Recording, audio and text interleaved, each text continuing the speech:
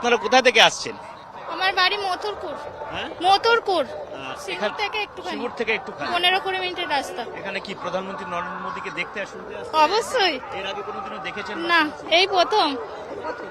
এই র্যালিটার পরে সিঙ্গুরের জন্য কিছু হবে কি হবে না এসব কোনো চিন্তা ভাবনা আছে আপনাদের? বলতে পারবো না এবার। হ্যাঁ। সেটা বলুন। সেটা মানে আমাদের যে মাননীয় প্রধানমন্ত্রী তার উপর নির্ভর করছে। এবার হলে আমার যে ছেলে আছে তাদের ভবিষ্যৎটা তৈরি হবে। আপনারা তো সিঙ্গুরের আশেপাশেরই লোকজন। এখানে যখন মমতা বন্দ্যোপাধ্যায় র্যালি করেছিলেন, হাঙ্গার স্ট্রাইক করেছিলেন, তারপরে টাটা ন্যানো ফ্যাক্টরি এখান থেকে চলে যায়, তারপরে কি সেরকম ভাবে কোনো উদ্যোগ এখানে সেরকম ভাবে হয়েছেন বা আপনারা আশাবাদী তারপর থেকে? না না হয়নি। আপনারা কি আশাবাদী এখন? এখন হ্যাঁ। আশাবাদী, যদি হয় তো মানে আমার ছেলেদের ভবিষ্যৎ চিন্তা করতে হবে না। আমাদের তো নষ্ট হয়েই গেছে, কিন্তু ছেলেগুলোর ভবিষ্যৎ চিন্তা করতে হবে না। এই আর এখানে আরো লোকজন এখানে আছেন, যারা আসছেন অনেক বহু দূর থেকে আসছেন। আপনি কোথা থেকে আসছেন? ওই মনিরাম বেগমপুর থেকে। মানে সিঙ্গুরের কাছেই আপনার বাড়ি। সিঙ্গুর নিয়ে তো প্রচুর আলোচনা হয়েছে, প্রচুর কথা হয়েছে। শিল্পায়ন এখানে হয়নি, মমতা বন্দ্যোপাধ্যায় এখানে তারপরে চেষ্টাও করেছিলেন, মানে যখন ফ্যাক্টরিটা চলে গেল, তারপরে যখন ইনি পাওয়ারে এলেন। এখন কি অবস্থা সিঙ্গুর? এখন টাটা হোক, সকলেই চাইছে যে টাটা হোক, বুঝলেন? সবাই তবে এই সরকারের দুর্নীতি, শাসক দলের যে দুর্নীতি, সবাই তো বুঝতে পারছে যে টাটা হোক, সবাই চাইছে। এখন প্রধানমন্ত্রী নরেন্দ্র মোদীর থেকে কি অপেক্ষা করছেন আপনারা? এইসব মানে শিল্প তো হয় না এই পশ্চিমবাংলায়, শিল্প হোক এইগুলো আশা করছি। অনেক লোক বেকার হয়ে যাচ্ছে, যাতে লোক কর্মস্থান পায়, এগুলো আশা করছি, কর্মস্থান পায়। এখানে তুমি বুঝতেই পারছো, আপনারা কিছু এখানে লোকজন রয়েছেন প্রচুর। এখানে আসলে এই টাটা ফ্যাক্টরি যেখানে পেছনে রয়েছে, আমি আগে আপনাদেরকে দেখাবো পেছনে কি অবস্থা। এই টাটা ফ্যাক্টরি যেখানে ছিল ন্যানো টাটা ফ্যাক্টরি, সেই জায়গায় কিন্তু ইতিমধ্যেই প্রচুর লোকজন আসতে শুরু করেছেন। প্রধানমন্ত্রী নরেন্দ্র মোদী প্রায় 3টে নাগাদ এখানে আসবেন। দুটো প্রোগ্রাম আছে, সরকারি প্রোগ্রাম আছে, তারপরে পাবলিক প্রোগ্রাম আছে। ইতিমধ্যেই লোকজন, বিজেপির যে কার্যকর্তা, তারা এই মুহূর্তে এখানে আসতে শুরু করে দিয়েছেন। তাদের সঙ্গে আমরা কথা বলার চেষ্টা করব। এখানে প্রচুর লোক রয়েছে। সিঙ্গুর নিয়ে জমি নিয়ে আর কি বলবো, আমাদের তো মেরুদণ্ড পুরো নষ্ট করে দিয়েছে।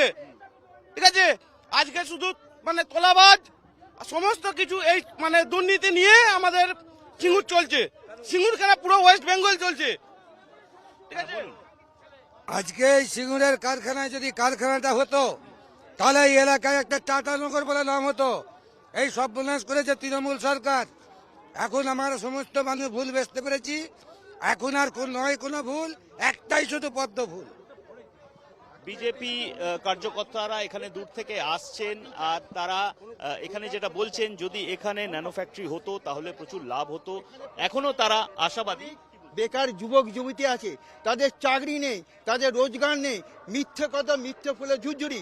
তাই আমরা সিঙ্গুরের মাটিতে ছোট ছোট বেকার ছেলেরা, ছাত্রছাত্রীরা পাশ করে কি করে বিদেশে চলে যাচ্ছে। সিঙ্গুরে যদি কারখানা হতো, ছোট থেকে বড় থেকে, টোটো গাড়ি থেকে আরম্ভ করে মুড়ি মুড়কি বিক্রি করে, তারপরে বিভিন্ন ফল মূল বিক্রি করে, জল বিক্রি করে সংসার চালাতে পারতো, যদি এই কারখানাটা হতো। আজকে আমাদের বড় দুঃখের বিষয়, দিদিমণি যেটা ভেবেছিল মানুষকে ভুল বুঝিয়ে কারখানাটাকে বন্ধ করে দিই। তাই আমি জানি বড় বড় কম্পিউটার যারা থাকছে তারা কেন বিদেশে যাবে? এখানে চাকরি পেলে বিভিন্ন রকম চাকরি আছে, সব কিছু চাকরি হবে, দেশের মঙ্গল আছে, সরকারের কর কিছু হবে, এবং আমাদের যে কার্যটা হলো রেভিনিউ আছে, হুগলি জেলার প্রচুর রেভিনিউ আছে, সেই রেভিনিউ হুগলি জেলার উন্নতি হতো। এই যে লক্ষ্মীর ভান্ডার 52,000 কোটি টাকা খরচ করেছে, একটা বড় হাসপাতাল হতো। বিহারে টাকা দিচ্ছে, একই তো ব্যাপার। হ্যাঁ, এখানে যে দিচ্ছে সামান্য দিচ্ছে, এবং সেই টাকাটা দিদিমণির পৈতৃক সম্পত্তি নয়, সেই টাকাটা হচ্ছে আপনার আমার প্রত্যেকের করের টাকা। আমি বলছি, এটা মধ্যপ্রদেশ সরকারও দিচ্ছে, বিজেপি সরকার, বিহারেও 10,000 টাকা দেওয়ার কথা বলা হলো, মহারাষ্ট্রেও দেওয়া হলো। তাহলে এখানে আপনি বলছেন খারাপ, ওখানে ভালো? ভালো মন্দ না, আমি এখানে হুগলি জেলায় বাস করি। হুগলি জেলায় কে কোথায় কি করছে আমার দরকার নেই। ভারত সরকার আশা করি আমাদের খারাপ করবে না। প্রত্যেক বিবেক এবং সব দিক দিয়ে চিন্তা করলে তৃণমূলও আমার ভাই, কংগ্রেসও আমার ভাই, বিজেপি, প্রত্যেকের চাকরি চায়, একটাই লক্ষ্য। কোনো সরকার নেই, আমি বেকার যুবক হয়েছি, তার দুঃখ বুঝি। চাকরি করেছে, চাকরি 26,000 চাকরি চলে গেছে, 32,000 চাকরি ঝুলে আছে। প্রশ্ন একটা, এই টাকা পয়সা নিয়ে কেউ বুঝতে পারছে, বলছে না কারা নিয়েছে, কিন্তু টাকা পয়সা নিয়ে যে বেকার কোয়ালিফাইড ছেলেমেয়েরা তারা চাকরি পাচ্ছে না, তাতে করে দুর্নীতি করে হারানো হয়েছে। কেউ গয়না বিক্রি করে দিয়েছে, কেউ জমি বিক্রি করে দিয়েছে, কিন্তু তারা দিশাহারা হচ্ছে। প্রচুর মহিলারা এখানে এসছেন, মহিলাদের সঙ্গে কথা বলবো। আপনারা কোথায় থেকে আসছেন? আপনারা কোথায় থেকে আসছেন? আমার বাড়ি মথুরপুর।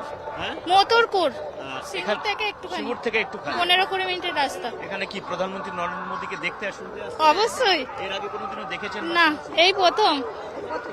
এই র্যালিটার পরে সিঙ্গুরের জন্য কিছু হবে কি হবে না এসব কোনো চিন্তা ভাবনা আছে আপনাদের? বলতে পারবো না এবার। সেটা বলুন। সেটা মানে আমাদের যে মাননীয় প্রধানমন্ত্রী তার উপর নির্ভর করছে। এবার হলে আমার যে ছেলে আছে তাদের ভবিষ্যৎটা তৈরি হবে। আপনারা তো সিঙ্গুরের আশেপাশেরই লোকজন। এখানে যখন মমতা বন্দ্যোপাধ্যায় র্যালি করেছিলেন, হাঙ্গার স্ট্রাইক করেছিলেন, তারপরে টাটা ন্যানো ফ্যাক্টরি এখান থেকে চলে যায়, তারপরে কি সেরকম ভাবে কোনো উদ্যোগ এখানে সেরকম ভাবে হয়েছেন বা আপনারা আশাবাদী তারপর থেকে? না না হয়নি। আপনারা কি আশাবাদী এখন?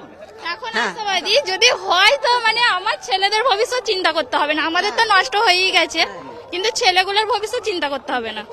এই আর এখানে আরো লোকজন এখানে আছেন, যারা আসছেন অনেক বহু দূর থেকে আসছেন। আপনি কোথা থেকে আসছেন? ওই মনিরাম বেগমপুর থেকে। মানে সিঙ্গুরের কাছেই আপনার বাড়ি। সিঙ্গুর নিয়ে তো প্রচুর আলোচনা হয়েছে, প্রচুর কথা হয়েছে।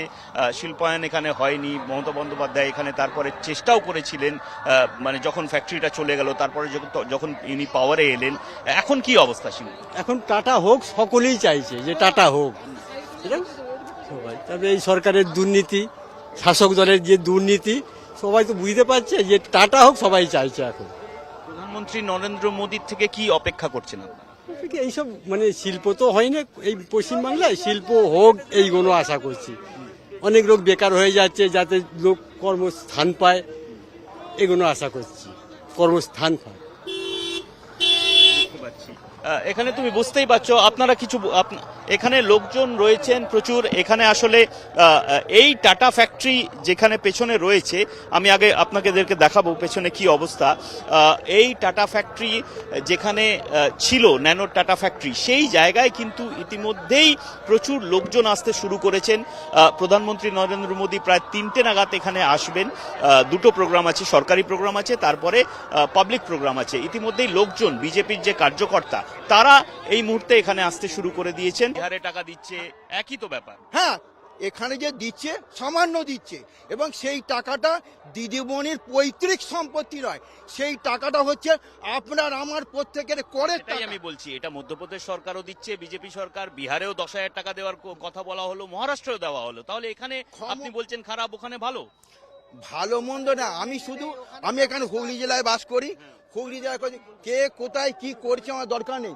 ভারত সরকার আশা করি আমাদের খারাপ করবে না। প্রত্যেক বিবেক এবং সব দিক দিয়ে চিন্তা করলে তৃণমূলও আমার ভাই, কংগ্রেসও আমার ভাই, বিজেপি, প্রত্যেকের চাকরি চায়। একটাই লক্ষ্য, কোনো সরকার নেই। আমি বেকার যুবক হয়েছি, তার দুঃখ বুঝি। চাকরি করেছে, 26,000 চাকরি চলে গেছে, 32,000 চাকরি ঝুলে আছে। প্রশ্ন একটা, এই টাকা পয়সা নিয়ে কেউ বুঝতে পারছে, বলছে না কারা নিয়েছে, কিন্তু টাকা পয়সা নিয়ে যে বেকার কোয়ালিফাইড ছেলেমেয়েরা তারা চাকরি পাচ্ছে না, তাতে করে দুর্নীতি করে হারানো হয়েছে। কেউ গয়না বিক্রি করে দিয়েছে, কেউ জমি বিক্রি করে দিয়েছে, কিন্তু তারা দিশাহারা হচ্ছে।